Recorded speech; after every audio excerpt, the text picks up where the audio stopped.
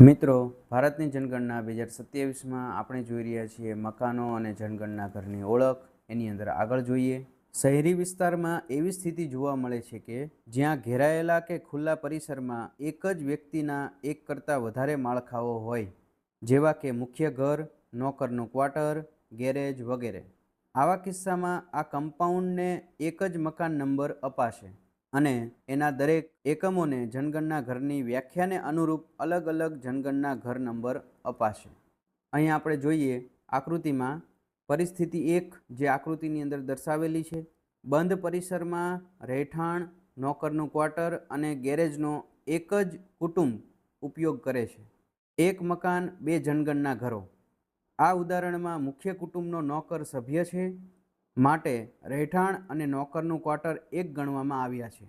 એટલે કે એક મકાન અને એક જનગણના ઘર તરીકે દર્શાવ્યા છે. બાકી ગેરેજને અલગ જનગણના ઘર તરીકે દર્શાવેલું છે.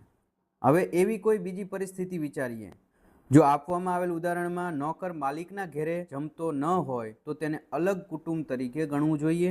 તેથી રહેઠાણ અને નોકરના ક્વાર્ટરને અલગ મકાન અને અલગ જનગણના ઘર તરીકે ગણવું જોઈએ.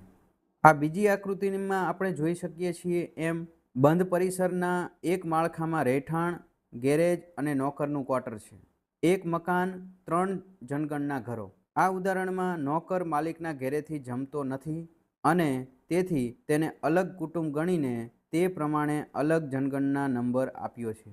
પરિસ્થિતિ 2 આપણે વિચારીએ. જો આપવામાં આવેલ ઉદાહરણમાં નોકર માલિકના ઘેરે ભોજન લેતો હોય તો તેને કુટુંબનો સભ્ય ગણવાનો રહેશે. તેથી રહેઠાણ અને નોકરના ક્વાર્ટરને એક સાથે એક જ જનગણના ઘર ગણવાનું છે.